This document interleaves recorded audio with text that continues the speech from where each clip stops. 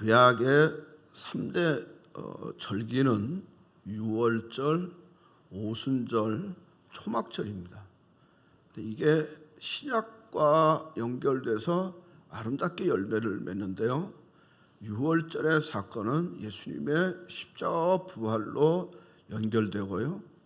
오순절의 사건은 마가의 다락방에서 기도하고 사모하였을 때 임한 성령 강림으로 열매를 맺습니다.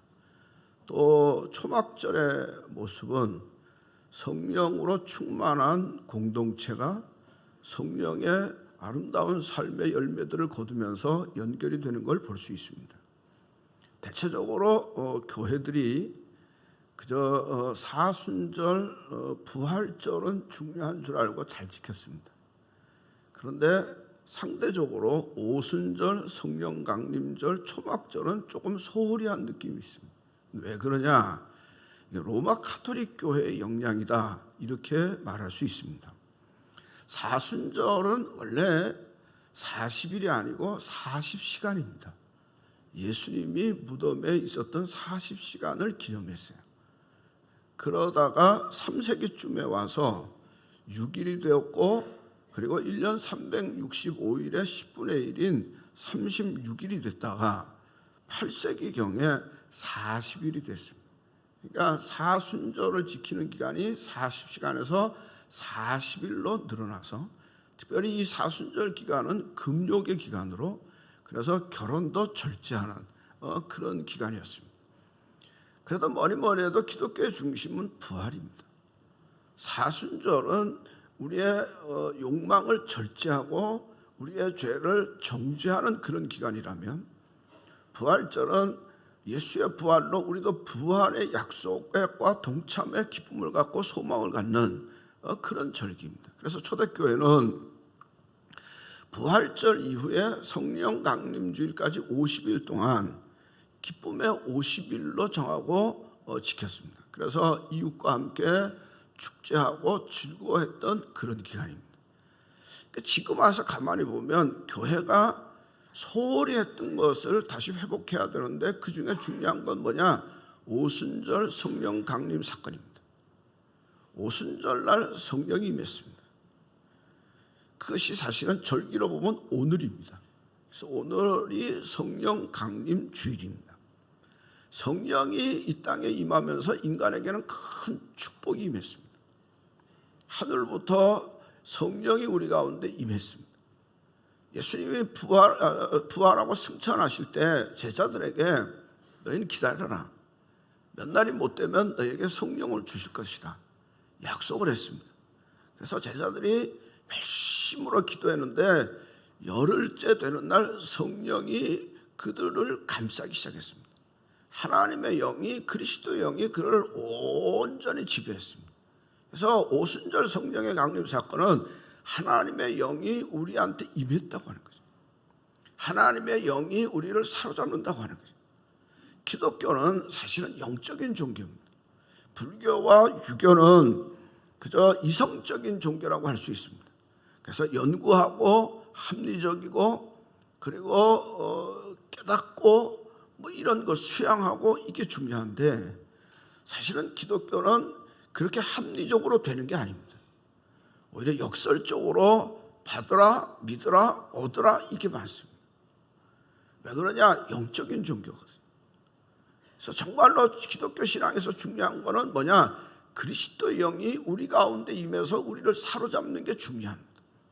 하나님의 영이 나를 사로잡아서 그것이 나를 행동하게 하고, 그리고 내 삶을 지배당하게 하고, 내 삶을 이끌고 그 하나님의 영께 내 삶을 맡기며 사는 게 그리스도의 삶입니다. 성령이 강림하심으로 교회가 시작이 되고 하나님의 능력이 임하게 됐습니다. 오순절날 성령이 임했더니, 성령의 감동을 받았더니 많은 사람들이 하나님의 일을 시작합니다. 예수가 부활했다, 예수가 살아계신다, 그러면서 하나님의 권능을 증거하며 자랑하며 그리고 외치기 시작했습니다. 그랬더니 많은 사람들이 모여들기 시작하는 거예요. 그러면서 많은 사람들이 모여들면서 이게 이제 조직이 커지면서 교회가 되기 시작합니다. 근데 이 교회가 그냥 멈춰 있는 게 아니라 성령의 능력으로 예루살렘을 점령하고 유대를 점령하고 사마리아를 점령하고 나중에는 로마를 점령합니다. 그러면서 교회 조직이 점점 커지기 시작합니다. 근데 교회 조직이 커지면서 타락하고 인간 중심적인 게 나오기 시작합니다. 그래서 1517년에 마틴 루터가 외치기를 교회는 본래로 돌아가야 된다, 회복돼야 된다, 개혁을 외치기 시작합니다. 그래서 개혁을 외치는 파가 생기고 그렇지 않다 지금껏 지켜야 한다는 수구파가 생기기 시작합니다. 이게 결국은 분쟁하면서 분열이 되면서 개혁파가 개신교가 되고 수구파가 가톨릭 교회가 됩니다. 그래서 신교, 구교로 나눠지게 되어 있습니다. 분명한 사실은 교회가 무엇으로 시작되느냐? 성령으로 시작됐다. 교회가 무엇으로 성장했느냐? 성령의 능력으로 시작됐다. 그리고 진행됐다고 하는 거예요. 그런 면에서 중요한 것은 교회는 무엇으로 충만해야 되느냐? 성령의 능력이에요. 또 예수 믿는 모든 사람들에게는 하나님의 영이 성령이 임했기 때문에 늘 우리가 사모하고 간구해야 될 것은 성령의 능력이에요. 여러분 성령의 능력을 사모하고 은혜 가운데 사시기를 주의 이름으로 간절히 축원합니다. 사도행전에 보면 성령의 강림이 온 집에 가득하더라 그랬어요. 호련히 하늘로부터 급하고 강한 바람 같은 소리가 있어 그들의 온 집에 가득하고 그랬어요. 성령의 강림이 하늘로부터 임했더라는 거예요. 구약에도 하나님의 불이 임할 때는 하늘로부터 임합니다. 솔로몬의 성전을 봉헌했을 때 하늘로부터 불이 임했습니다. 엘리야가 갈멜산에서 450명의 바알의 신들과 싸울 때 성령이 하늘로부터 하나님의 불이 하늘로부터 임했습니다. 그러니까 불은 위에서부터 하늘로부터 임하더라는 거죠. 그런데 그 불이 하늘로부터 임해서 온 집에 가득하더라. 온 집에 가득하더라. 이 말은 성령은 누구나 예외 없이 성령 받기를 원하시고 충만하기를 원하시더라는 거죠. 성령은 다른 신이 끼는 걸 원하지 않아요. 그래서 다 가득하게 하더라고요. 미국의 유명한 부흥사인 D.L. 무디의 얘기 중에 누가 얘기하기로 컵에 공기를 어떻게 뺄 수 있느냐? 압축기로 빼느냐? 그렇지 않고 물을 부으면 다 빠질 수 있다는 거죠. 컵에다 물을 가득 부으면 공기는 다 제거돼요. 마찬가지로 우리의 집에 악한 영도야 성령으로 가득하면 물러갑니다. 성령으로 충만하면 그 악한 귀신도 마귀도 다 물러가는 거죠. 성경에 보면 루디아와 그 집에 모든 식구들이 세례를 받고 간수와 그 집이 다 예수 믿고 구원받고 하나님의 복이 이스라엘에게도 임하시고 아론의 집에도 임하시고 하나님의 복궤를 모셨던 오베데돔의 집에 하나님의 복이 가득하고 그래서 중요한 건 뭐냐? 성령이 임하는데 우리의 모든 집에 가득하고 여러분 성령의 강림하심이 여러분의 집에 가득하기를 축원합니다. 성령의 충만하심이 우리 교회 모든 사람에게 가득하게 임하시기를 주의 이름으로 간절히 축원합니다. 또 하나 성령이 각 사람에게 임하고 그러세요. 마치 불처럼 갈라지는 것이 각 사람 위에 하나씩 임하더니 그러세요. 불같은 성령이라고 그러세요. 모세에게 나타났던 하나님의 모습은 떨기 나무 가운데 불꽃 가운데 임하시더라. 요한고시록의 예수님의 모습은 그의 눈은 불꽃 같고 그랬어요. 그러니까 여호와의 성령이 하나님의 영이 불같이 임하시더라. 말세에 내가 내 영을 너에게 모든 육체에 부어주리니 그랬어요. 하나님의 영을 부어주리니 소낙비같이 부어주리니. 그래서 충만한 것은 주의 약속대로 내 심령에 내 가정에 또 우리 교회에 성령의 불같은 역사가 부어지는 놀라운 일들이 이루어지기를 사모하고 간구해서 성령 충만함을 얻으시기를 바랍니다. 성령이 뭔데 그렇게 사모하고 구해야 되느냐 하는 거죠. 성경에 보면 성령이 이거다 이렇게 표현하는 건 없고 뭐뭐 같다 이렇게 표현해요. 성령이 뭐 같다고 말하냐? 물 같다 그랬어요. 여러분 사람의 육체는 거의 물로 되어 있다고 그래요. 사람의 피도 5분의 3은 수분이라고 해요. 그래서 사람은 끊임없이 물을 먹어야 된대. 그렇지 않으면 탈수증에 걸려서 죽는다는 거예요. 그래서 뭐 건강법에도 물을 어떻게 먹어라 뭐 이런 얘기 많이 하잖아요.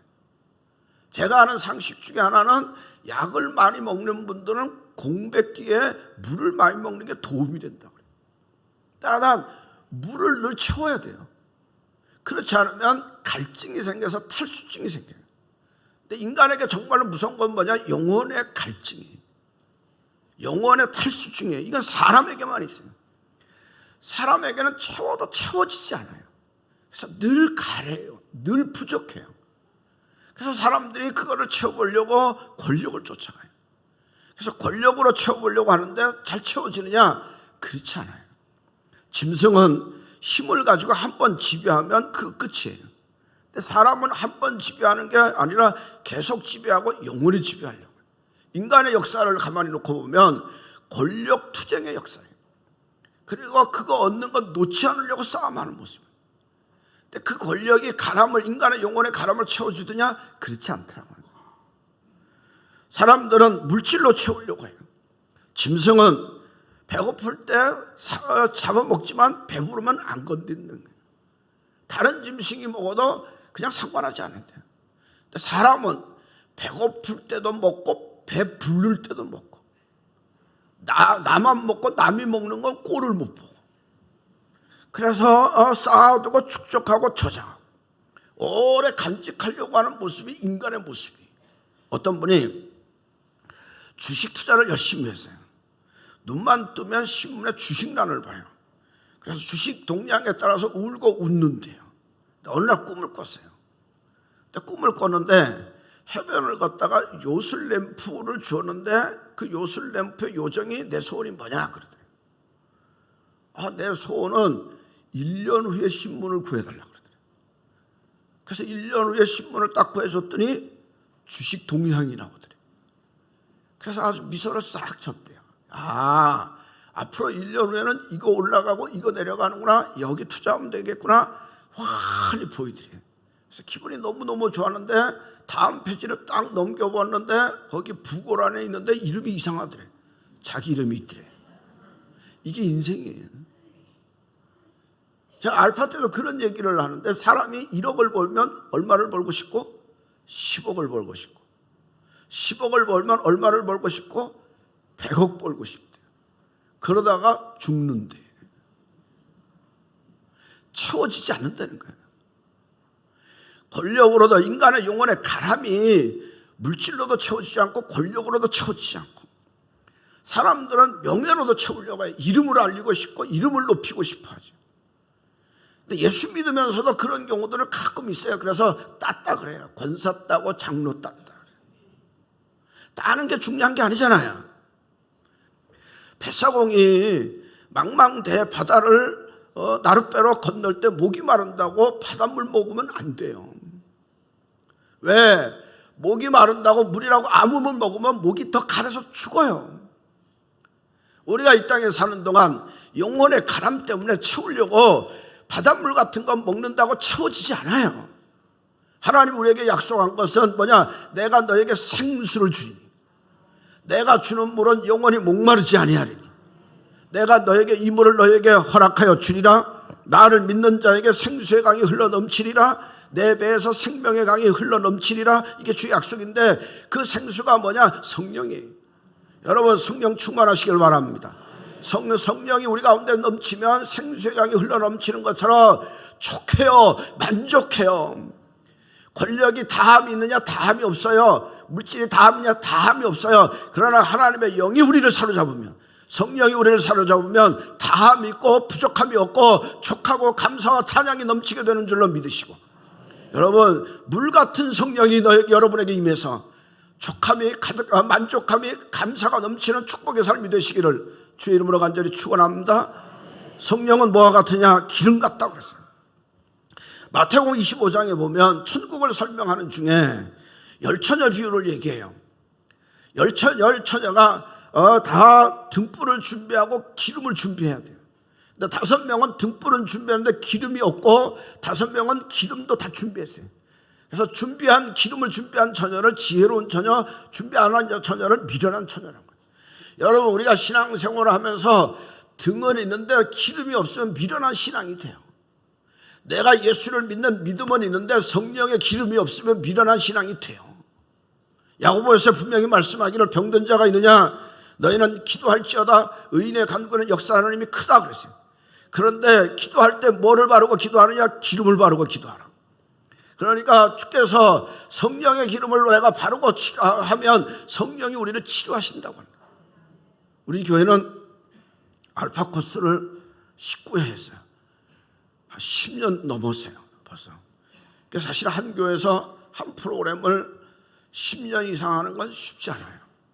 이게 의미가 있고 하면 할수록 좋아야 할 수 있지 별로면 못해요. 근데 놀라운 거는 우리가 지금은 1년에 한 번씩 하는데 하면 할수록 좋아요. 그리고 하는 분들에게 물어보면 좋다 그래요. 그리고 분명히 하나님의 기적과 능력과 역사와 체험이 있어요. 이번에도 했는데 역시 한 번도 실망시키지 않으신 하나님께서 우리에게 놀라운 체험과 은혜를 부어주셨어요.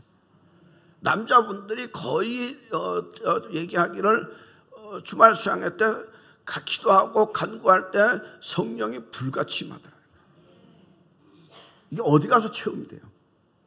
또 여자분들은 많이 울었대요. 눈물 없는 시대잖아요. 누가 울려줘요. 성령이 임하니까 울음이 터져나오는 거예요. 애통하는 자의 복이 있어요.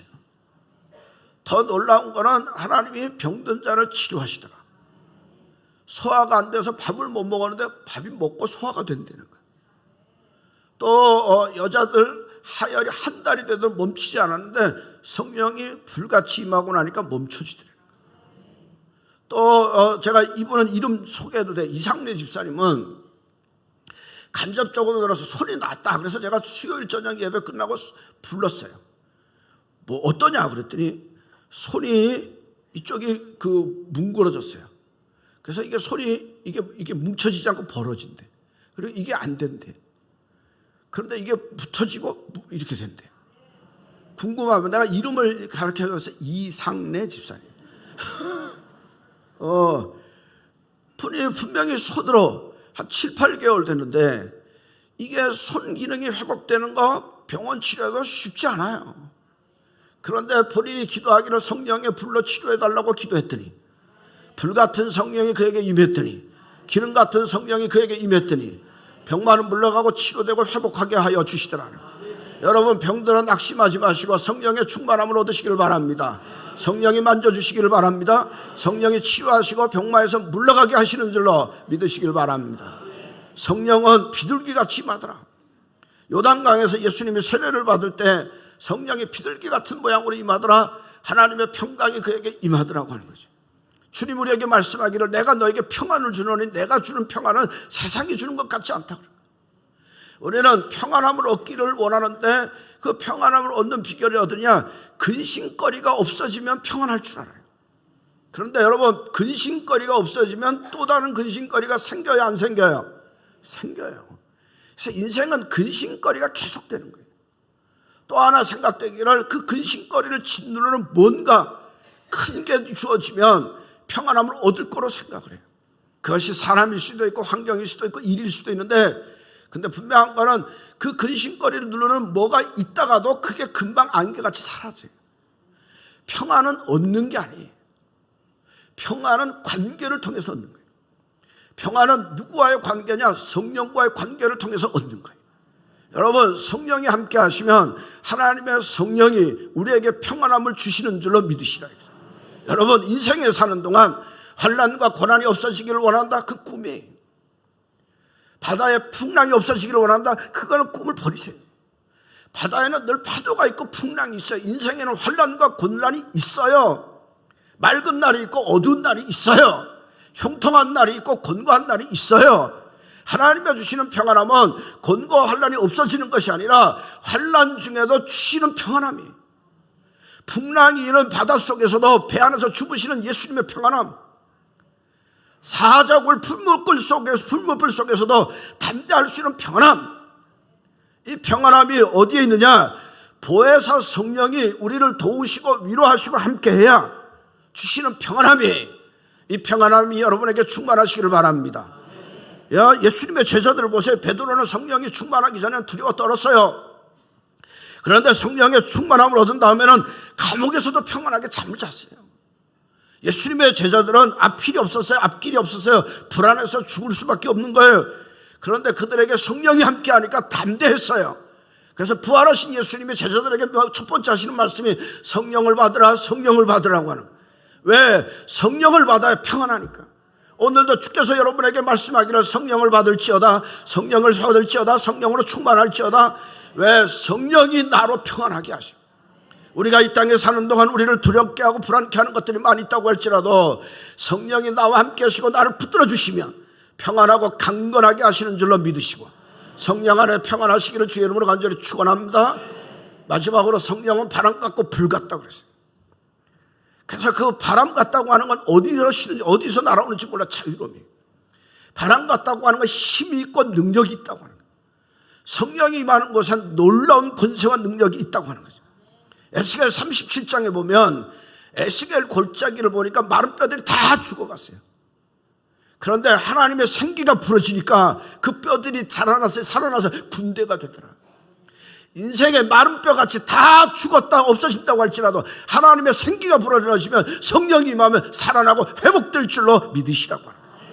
오순절날 성령의 강한 바람이 임하고 나니까 사람들의 말이 통해집니다. 회복되기 시작합니다. 생기가 나기 시작합니다. 악한 마귀 권세는 물러가기 시작합니다. 어둠의 권세는 다 물러가고 하나님의 광명한 빛 가운데 승리하는 용사가 되더라고 하는 거죠.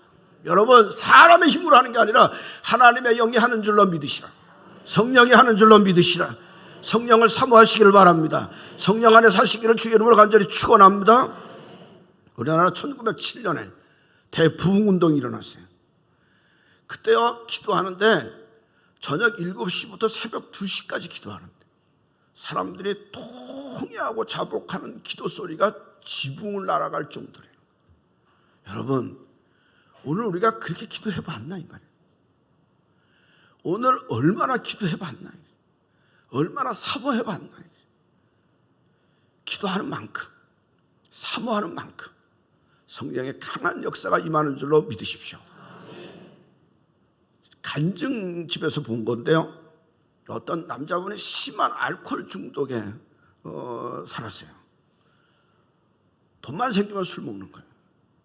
가족이 살 수가 없어요. 본인도 괴로워서 끌어오려고 해도 안 돼요. 약 먹어도 안 되고 병원 치료해도 안 되고. 도저히 안 되겠으니까 아내도 못 살겠다, 이혼하자. 근데 이 남편은 그래도 자기가 이 어려운 중에 자기 아내가 자기를 돌봐서 사는데 이혼하면 자기는 죽는 거거든요.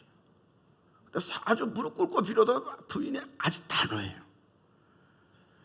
그래서 다급한 마음에 죽을 것 같으니까 어릴 때 교회 다니던 생각이 나서 침대를 부여잡고 기도하기 시작했어요.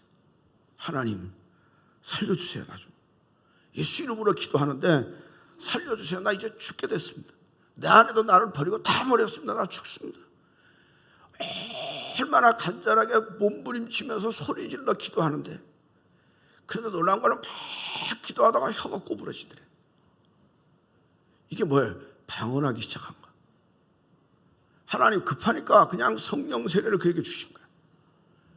그러면서 사람이 변화되기 시작하고, 그러면서 토해내면서 알코올 중독에서 벗어나고, 사람이 변하니까 가정도 회복되고. 여러분, 누가 하시느냐? 성령이 하십니다. 성령이 하십니다. 성령을 사모하십시오. 성령을 환영하십시오. 성령 안에 사십시오.